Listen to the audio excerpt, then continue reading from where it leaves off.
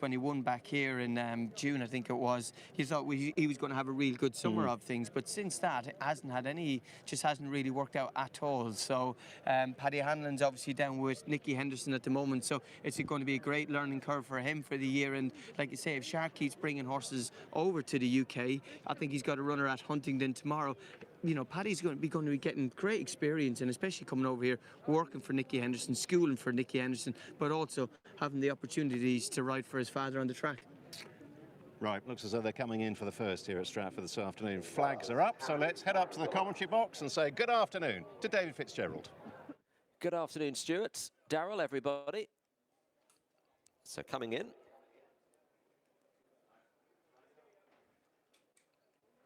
The 6 runners, Betty's Tiara at the front, and they're off in the Dragon Bet. Offer £10, get £20 conditional jockeys handicap hurdle, running to the first of 11, and Betty's Tiara in the white cheek pieces, leading with Serious Chat. The light green armlets on blue sleeves. The outside is Baltray. These are the first 3. Checked sleeves of pink and dark blue. Juan Bermudez in 4th on the inside, followed by Roxburgh River, and Floating Rock is the early back marker, maybe 4 or 5 lengths behind the leader. By half a length, Betty's Tiara. 2 full circuits in front of the field from here. And running on to flight number 2 with Betty's Tiara, the 1 mare in the race, in front of Serious Chat as they reach the second. Now just tucking in, a slightly awkward jump from Floating Rock at the back. Tucking in behind is Baltray, who was a little wide over the first, saving some ground going around the bend. Has just lost third to Juan Bermudez, and then Roxburgh River and Floating Rock as they move closer to flight number 3. So Betty's Tiara, she's already won the best turned out prize, and just leading Serious Chat. No great drama at that obstacle. And then Juan Bermudez, who's won here 3 times. In fact, 5 of the 6 have won at Stratford previously. And Juan Bermudez's most recent win here was for this yard back in June. Races in 3rd place, just ahead of Baltray. And the last 2, Roxburgh River and Floating Rock. Betty's Tiara leads them into the back straight. The next hurdle comes up quickly, the 4th, the first of 2 on the far side. And Betty's Tiara by a length now to Serious Chat and Charlie Maggs in 2nd place. And then Juan Bermudez and Baltray get £20 conditional jockeys handicap hurdle. First race of the afternoon over the road crossing, and now meeting number 6. All of them clearing that, and there'd only be 5 or 6 lengths first to last still. Betty's Tiara to Serious Chat, a winner at Bangor-on-Dee most recently, back in April, and sitting half a length off the leader again, much as was the case a circuit ago.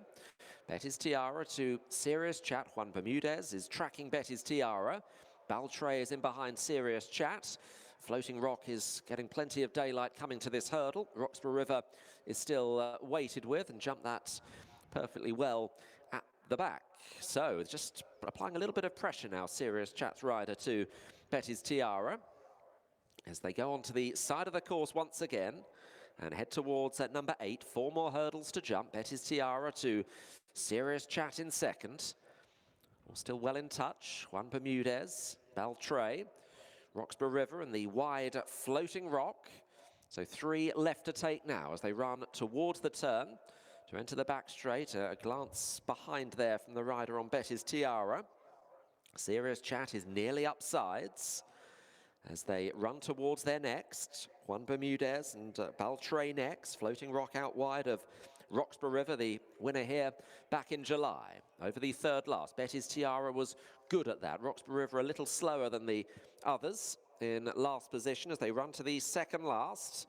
Betty's Tiara joined by Serious Chat. And they come to the next one. Floating Rock is right up amongst them. A bad mistake, Juan Bermudez at that.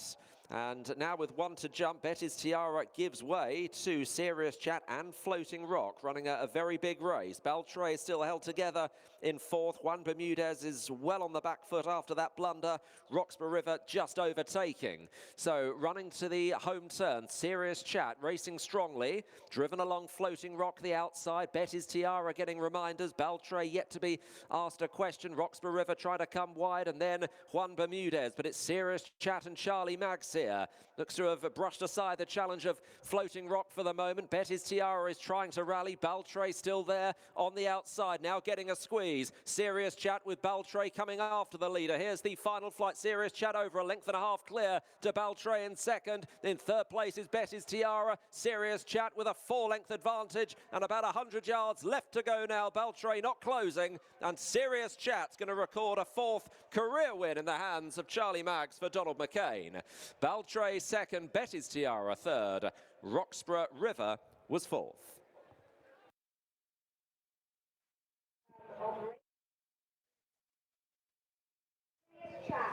Well, it's another for Charlie Maggs, who must be loving life at the moment.